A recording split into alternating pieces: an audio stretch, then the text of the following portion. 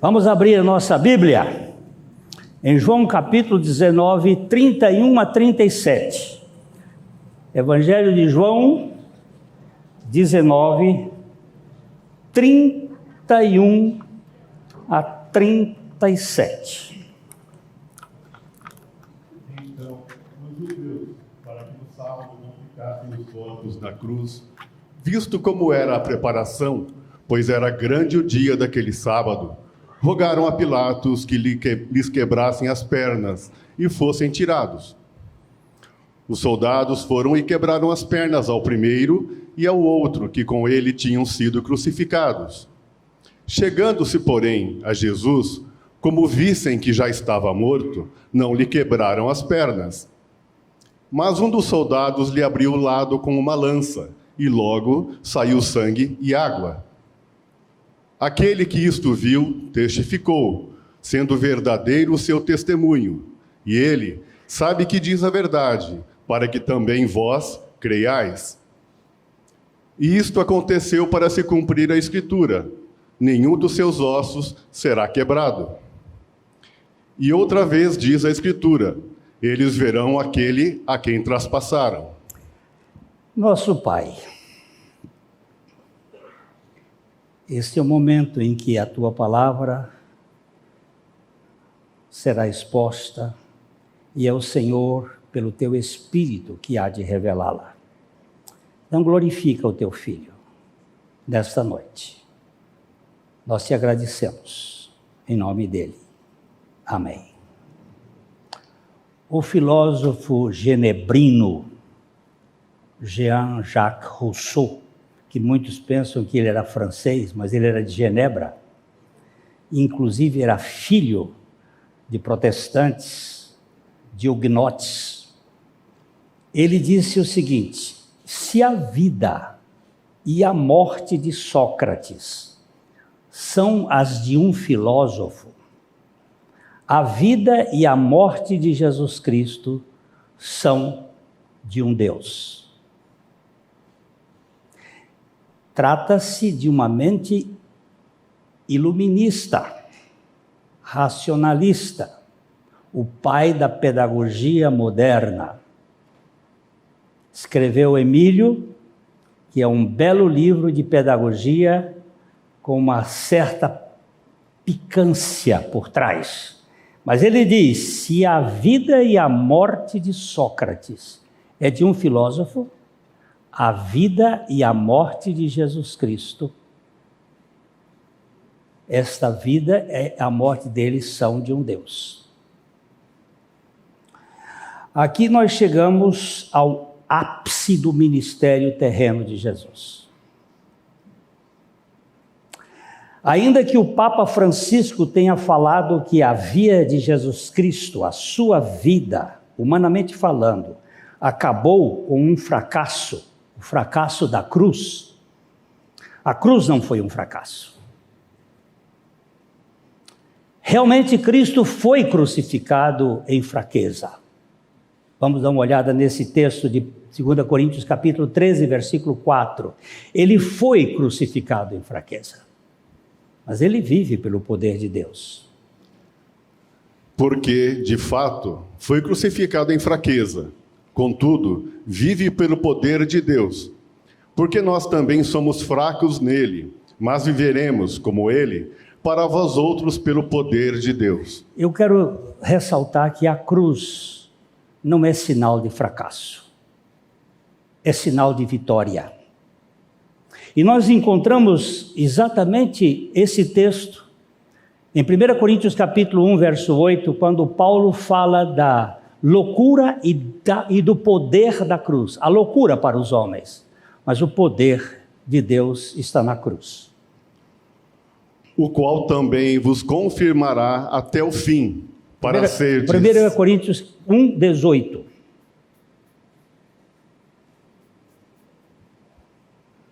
Certamente, a palavra da cruz é loucura para os que se perdem, mas para nós, que somos salvos, poder de Deus. Você viu? A palavra da cruz é loucura. É um absurdo. Parece fracasso, mas não é fracasso. É o poder de Deus. Aqui nesse capítulo 19, o verso 31 de João, 19, 31, aí aparece um então. E todas as vezes que nós encontramos um então na Bíblia, ele está ligando a alguma coisa anterior. E o que é anterior é o 30. O versículo 30 que diz: Quando, pois, Jesus tomou o vinagre, disse: está consumado. E inclinando a cabeça, rendeu o espírito. A última vez que nós estivemos aqui, nós falamos nesse aspecto da cruz. Jesus, ele deu o seu brado de vitória, e aquilo que está pago. O tetelestai em grego significa a conta está paga, a vitória está consumada, está pronto, depois de ter bebido um trago de vinho azedo. Do pior vinho que já se bebeu na face da terra. Dado numa esponja de ensopo, que era utilizada frequentemente nos banheiros para limpar as nádegas. Foi nisto que eles deram o cálice para Jesus beber. No início da sua crucificação, eles tentaram dar um anestésico para Jesus, que era vinho misturado com fel, uma bebida para que ele não sentisse a dor. Nós vemos, por exemplo, em Mateus capítulo 27, os versículos 33 e 34, que mostram exatamente esse momento em que Jesus é levado para a cruz e eles dão esse espécie de anestésico ou um analgésico para que ele não sentisse a dor. E chegando a um lugar chamado Gólgota, que significa lugar da caveira, deram-lhe a beber vinho com fel, mas ele, provando-o, não o quis beber. Jesus não quis beber, porque ele não queria estar inconsciente no momento da sua crucificação.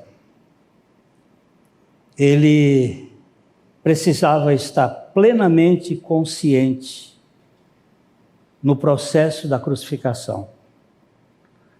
Era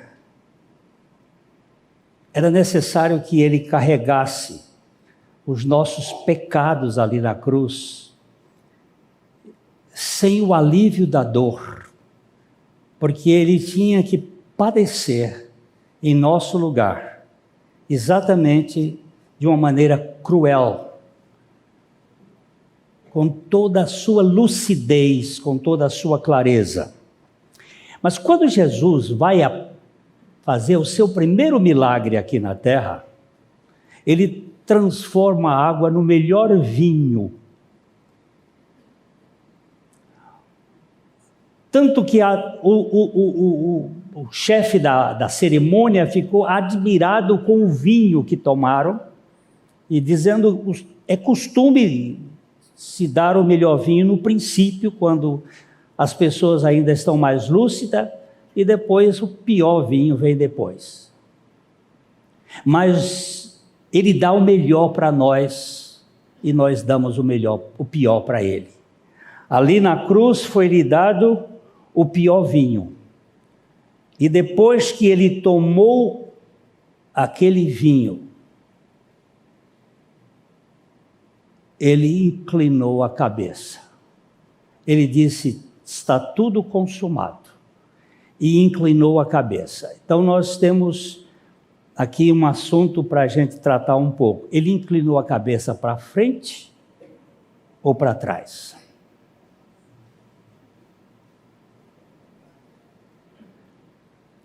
Com certeza, Esse é um assunto que os teólogos têm discutido aí, mas eu acho que ele inclinou a cabeça para trás. Por quê? Porque ele diz que ninguém poderia tirar a sua vida. Ele espontaneamente a daria. E é muito interessante todo este processo da crucificação do nosso Senhor. Aqui nós vemos também algo um tanto diferente. No versículo 31, mostra que existe um grande sábado. Por favor, leia outra vez esse versículo. Então, os judeus, para que no sábado não ficassem os corpos na cruz, visto como era a preparação, pois era grande dia daquele sábado, rogaram a Pilatos que se lhe quebrassem as pernas e fossem tirados. Só João fala nesse grande sábado. O que significa esse grande sábado? Todo sábado tem 24 horas. O que é este grande sábado? Então, existem duas possibilidades de interpretar esse texto. A primeira, que pode ser entendido como um sábado especial, o sábado da Páscoa. Mas possivelmente também pode ser entendido como um sábado grande, maior. E é aqui que eu gostaria de mexer um pouquinho. Seria esse o dia do sábado do jubileu?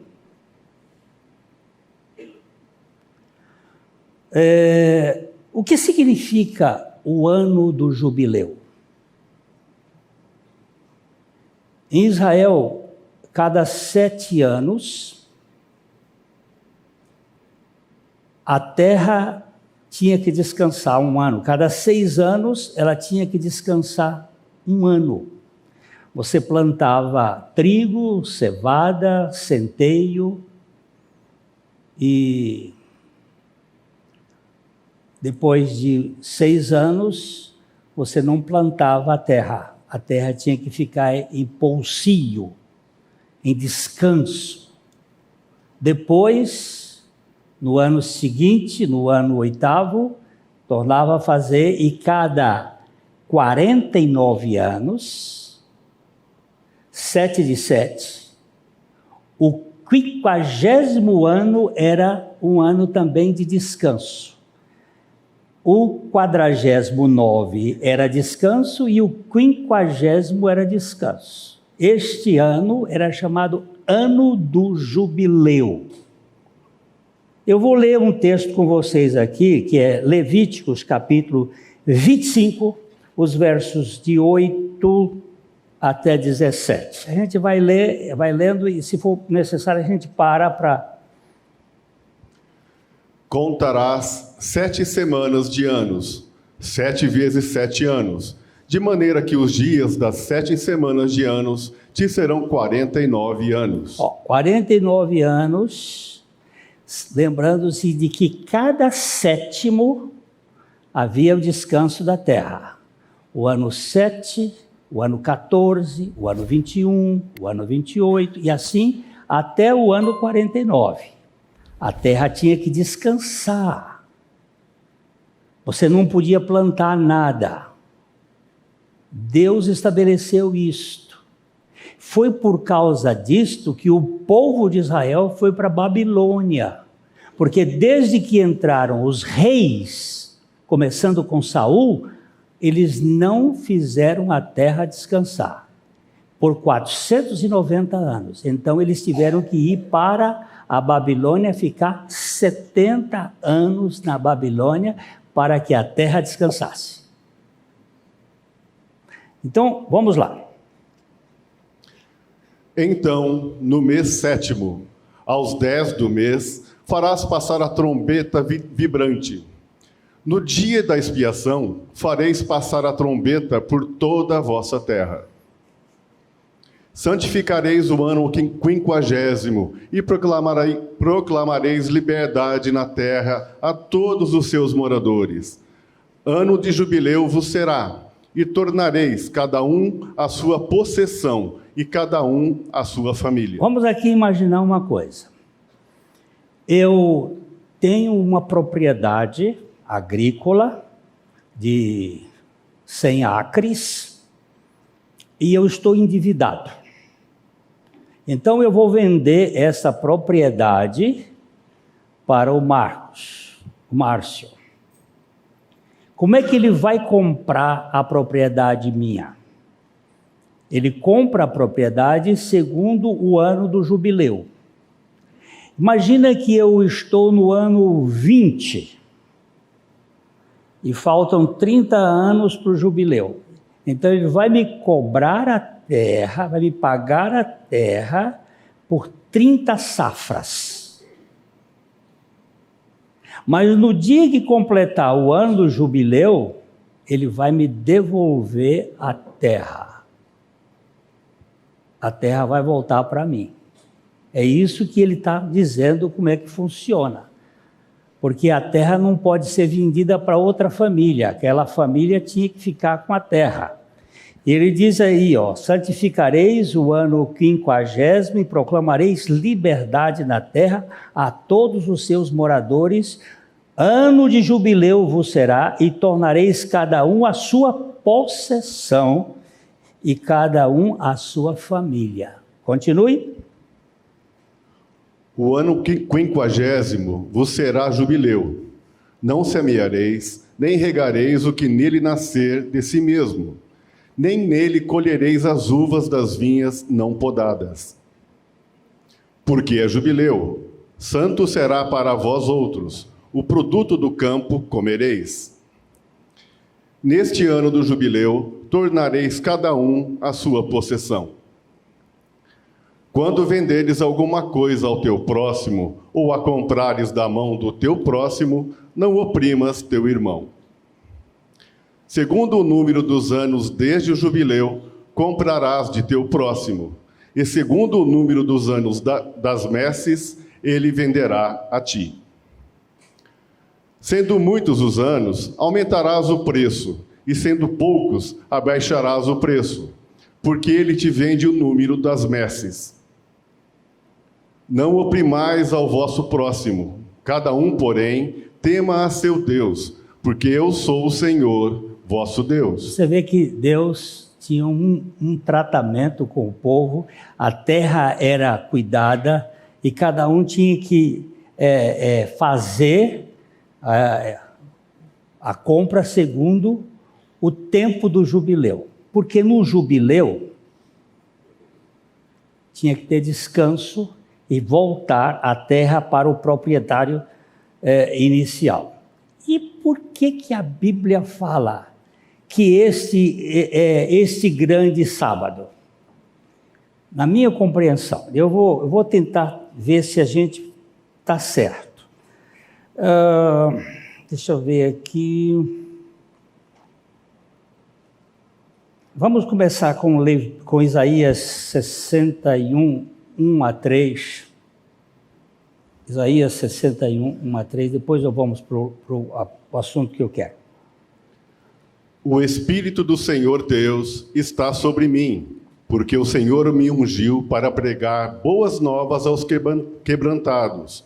Enviou-me a curar os quebrantados de coração, a proclamar libertação aos cativos e a pôr em liberdade os algemados, e a pregoar o ano aceitável do Senhor e o dia da vingança do nosso Deus, a consolar todos os que choram, e a pôr sobre os que em Sião estão de luto uma coroa em vez de cinzas, óleo de alegria em vez de pranto, veste de louvor em vez de espírito angustiado, a fim de que se chamem carvalhos de justiça, plantados pelo Senhor para a sua glória. Agora vamos olhar Lucas capítulo 4, versos 18 e 19, nós vamos comparar os dois textos. O Espírito do Senhor está sobre mim, pelo que me ungiu para evangelizar os pobres. Enviou-me para proclamar libertação aos cativos e restauração da vista aos cegos, para pôr em liberdade os oprimidos e apregoar o ano aceitável do Senhor. O dia que o Senhor leu esse texto em Nazaré, ele parou aqui.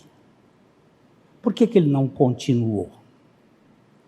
Vamos voltar para o texto de Isaías 63, vamos verificar a sequência. 61, 1 a 3, ele diz: o Espírito do Senhor, Deus, está sobre mim, porque o Senhor me ungiu, ou me enviou, para pregar boas novas aos pobres, diz Isaías, ou aos quebrantados, diz Lucas, aos quebrantados. Enviou-me a proclamar a cura dos quebrantados de coração, a proclamar libertação aos cativos, a pôr em liberdade os algemados e a pregoar o ano aceitável do Senhor. E parou. Ele não continua falando. E o dia da vingança do nosso Deus é a consolar todos os que choram, e continuar. Por quê? Ele só fala da primeira vinda dele. O ano aceitável do Senhor, ou o ano do jubileu, da libertação, a proclamarem libertação em toda a terra a todos os seus habitantes. Ele para aqui porque ele veio na primeira vez com esse objetivo. A segunda vez ele virá para o dia da vingança do Senhor. Veja, ano e dia. Quando a Bíblia se refere a ano, ela está falando do jubileu. E quando ela se refere a dia, ela está falando do julgamento do Senhor, o dia do Senhor, o julgamento do Senhor sobre o mundo. Ele não continua nesse texto, ele para aqui, porque ele estava falando da sua missão. Observe que as implicações revolucionárias da missão de Jesus. Ele veio para lidar com os enormes problemas que afligem a humanidade ao longo da história. Quais são os problemas? Pobreza, tristeza, escravidão, sofrimento e opressão.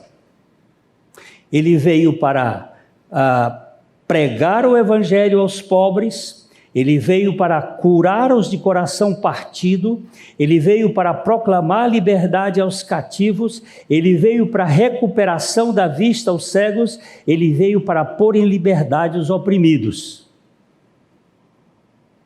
Resumindo, ele veio para proclamar o ano aceitável do Senhor, o alvorecer de um novo tempo para as multidões suspirantes e soluçantes deste mundo. Ele veio, na primeira vez, com esse objetivo. Os crentes podem comparar o ano do jubileu como a vinda do Senhor. Ou seja, à medida que se aproxima a segunda parte da sua vinda, o segundo tempo da sua vinda, as nossas riquezas materiais diminuem de valor. Quanto tempo você vai ter para gozar das riquezas materiais que você tem? Vai diminuindo. O momento em que ele vier, nosso dinheiro, nossos imóveis, nossos investimentos serão inúteis para nós. A moral é colocar essas coisas para trabalhar para o reino dele. Quando o sábado do jubileu coincide com o da semana, esse sábado começa na sexta-feira como sendo o grande sábado. Jesus, ele se apresentou como uma resposta para todos os males que nos atormentam. E tudo indica que a vinda dele coincide com aquilo que o livro de Êxodo vai nos explicar no capítulo 12 de Êxodo, a partir dos versículos 3 a 5. Vamos ver se a gente consegue entender.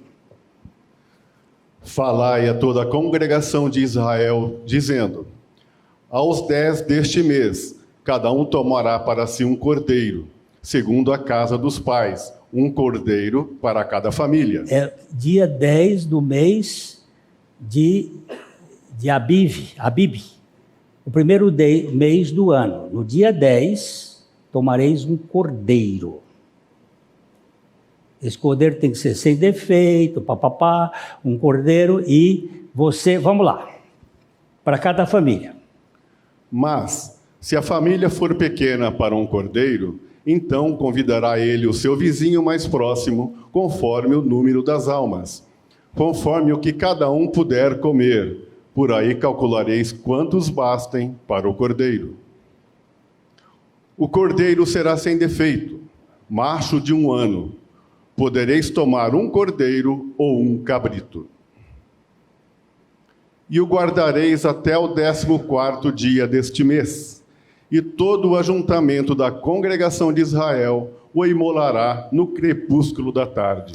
Então, o cordeiro tem que ser preso no dia 10, tem que ficar em jejum no 10º dia, 11º, 12º, 13º, no 14º dia, o cordeiro deve ser morto. No 14º dia. Tá bom? Então vamos lá. Tomarão do sangue e o porão em ambas as ombreiras e na verga das portas, nas casas em que o comerem. Naquela noite, comerão a carne assada no fogo, com pães asmos e ervas amargas a comerão. Não comereis do animal nada cru, nem cozido em água, porém assado ao fogo, a cabeça, as pernas e a fressura. Vamos parar aqui, porque o que eu queria aqui são as datas. Que dia Jesus Cristo entrou em Jerusalém? Qual foi o dia que ele entrou em Jerusalém? Entendeu o povo crente aqui? Hein? Foi o dia 10. Que dia era da semana? Hein? Domingo. 10, domingo. 11, segunda. 12, terça. 14, 13. Não, 10, 11, 12, 13, quarta, quinta-feira, dia 14. Ele entrou no dia 10. Naquele 10 era domingo. Como é que se chama esse domingo? Domingo de Ramos. Ele entrou no dia 10. Quantos cordeiros entraram naquele dia com Jesus em Jerusalém? Vocês sabem? Joséfos diz. Ele fala em cerca de 300 mil cordeiros. No dia que Jesus entrou em Jerusalém. Dia 10, domingo, segunda, terça, quarta, quinta-feira. Por isso existe esse grande dia, grande sábado, porque o sábado do dia do ano do jubileu era um sábado duplo, a sexta e o sábado, um tempo maior de celebração. A meu ver, Jesus morreu num ano de jubileu. Por quê? Porque ele veio para proclamar o ano aceitável do Senhor e o dia da sua libertação. E tem coisas nesse ponto que são interessantes. Vamos olhar os versos 32 e 33 de João 19. Os soldados foram e quebraram as pernas ao primeiro e ao outro, que com ele tinham sido crucificados. Chegando-se, porém, a Jesus, como vissem que já estava morto, não lhe quebraram as pernas. Vocês se lembram que o cordeiro não podia ser quebrado as pernas? O cordeiro há de ser comido numa só casa. Da sua carne não levareis fora da casa, nem lhe quebrareis osso nenhum. Não lhe quebrareis osso nenhum. Soldados vieram e quebraram as pernas do primeiro, quebraram as pernas do segundo, e quando chegaram a Jesus, não lhe quebraram as pernas. Por quê? Porque ele estava morto. Esse quebrar as pernas era chamado de crurifrágio. Por quê? Jesus, a cruz tinha uma cédule,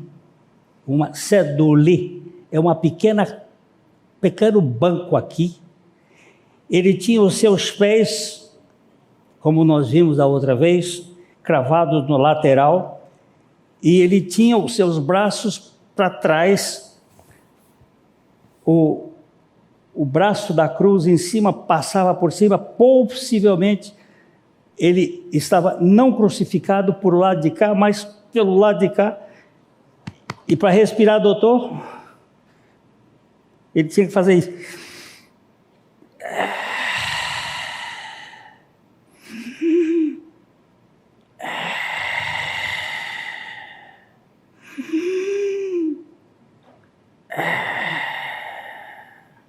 Quando quebrava as pernas, ele não podia respirar, morria asfixiado.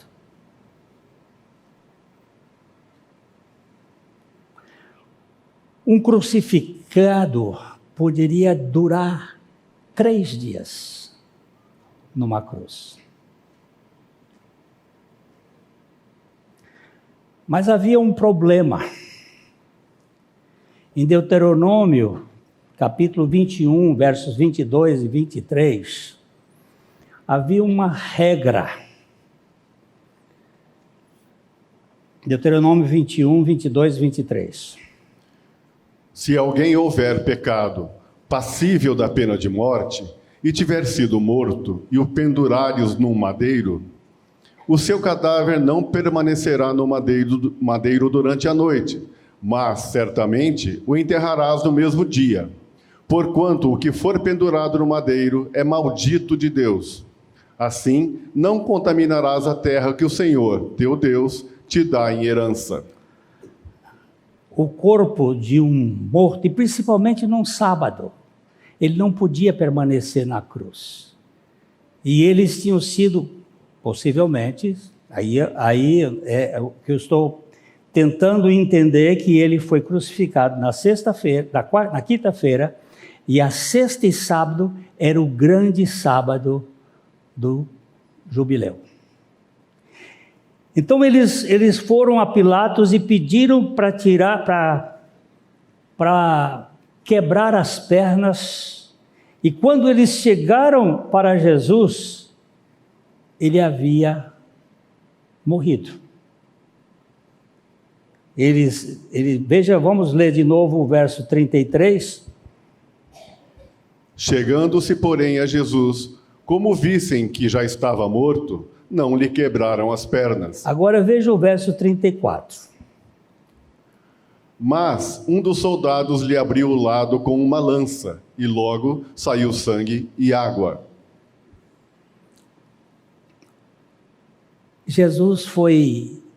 O soldado tenta ver se realmente ele está morto, e faz um empalamento. O que é um empalamento? É enfiar uma lança. Normalmente os empalamentos eram feitos pelo ânus. Enfiava uma lança de madeira no ânus até sair na cabeça. Ou o empalamento nas costelas. Era uma ponta feita de metal numa lança de madeira. E eles enfiaram essa lança no seu lado. Talvez fosse uma explosão final de maldade do coração humano. Talvez um tiro de misericórdia no inimigo. Não há acordo sobre o significado do que aconteceu ali, mas houve um furo no lado lateral de Jesus e saiu sangue e água. Aqui também não existe muita coincidência. Alguns acham que isso aqui é sinal da ceia e sinal do batismo, que isso seria um sinal da justificação e da santificação. Eu fico mais por aqui. O sangue fala da justificação, a água fala da palavra, da santificação, dos dois elementos que continuam sendo testemunhas de Cristo aqui na terra. Mas foi um momento em que ele deu a sua vida voluntariamente. Nós temos em João capítulo 10, versículos 11, que a morte de Jesus não é uma morte, não foram os homens que o mataram. Na verdade, eles simplesmente cumpriram um ritual, mas ele deu voluntariamente a sua vida por minha causa. Ele deu a sua vida pelas suas ovelhas. Eu sou o bom pastor. O bom pastor dá a vida pelas ovelhas. E os versos 17 e 18. Por isso o Pai me ama, porque eu dou a minha vida para a reassumir. Ninguém a tira de mim, pelo contrário, eu espontaneamente a dou. Tenho autoridade para a entregar e também para reavê-la. Este mandato recebi de meu Pai. Por isso que eu acredito que Jesus, quando morreu, ele não fez isso. Ele fez isso. Estou entregando aquilo que o Senhor me deu. Foi um ato voluntário. Foi um ato da sua vontade. O verso 35. Aquele que isto viu, testificou, sendo verdadeiro o seu testemunho. E ele sabe que diz a verdade, para que também vós creiais. Aquele que isto viu, isto o que ele viu? Que as pernas não foram quebradas, que o lado foi furado, que a perfuração do seu lado. Ele viu tudo aquilo e ele disse, esse testemunho eu vi. Por que ele viu? Porque ele estava bem perto. Domingo passado, no outro domingo que nós falamos aqui, tinha um grupinho que estava perto. As três Marias, a tia a mãe de João, a tia de Jesus, Salomé, João, o centurião e os 4 soldados. E João estava ali bem próximo. Ele atestou, ele viu. E ele diz que esse testemunho é verdadeiro. No verso 36. E isto aconteceu para se cumprir a Escritura. Nenhum dos seus ossos será quebrado. Viu? Esse aqui, para se cumprir as Escrituras, nenhum dos seus ossos será quebrado, que era o verso 46 que eu não achava naquela hora, que está aqui anotado aqui. O cordeiro há de ser comido numa só casa, de sua carne não levareis para fora da casa, nem lhe quebrareis os ossos. Isso era para se cumprir, e o Salmo 34:20 vai dizer exatamente isso aqui. Preserva-lhe todos os ossos, nenhum deles sequer será quebrado. Ele tinha que passar por esse sacrifício, exatamente como a Bíblia descreve com relação ao cordeiro, porque aquele cordeiro lá do Egito aponta para o cordeiro cada cruz. Tinha que ser um cordeiro puro, novo, e tudo isso estava falando de Jesus. Esse versículo se refere ao cordeiro pascal. O decreto de Deus era que os seus ossos fossem mantidos intactos. Cristo é o verdadeiro cordeiro, cumprindo o tipo com grande exatidão. Ele cumpriu tudo. O título, inclusive, deixa eu ver se eu botei um título dessa mensagem um tanto esquisito. Crurifrágio realizado e empalamento cumprido.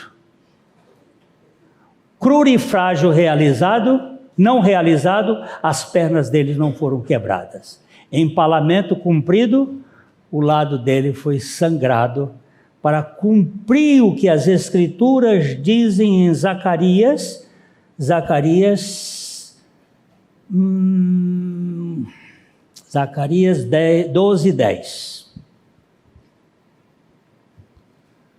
E sobre a casa de Davi, e sobre os habitantes de Jerusalém derramarei o espírito da graça e de súplicas. Olharão para aquele a quem transpassaram, pranteá-lo-ão como quem pranteia por um unigênito, e chorarão por ele como se chora amargamente pelo primogênito. Está vendo? Para que se cumprisse as Escrituras, as pernas deles não foram quebradas e o lado foi traspassado. E aquele traspassamento do lado dele é para que se manifestem os nossos pensamentos, para que fosse revelado o que nós somos.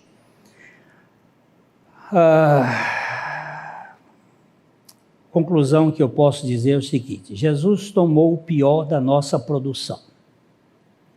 Ele tomou um vinho azedo, ele tomou sobre si os nossos pecados para nos dar o melhor da sua redenção, para nos dar a libertação do nosso pecado.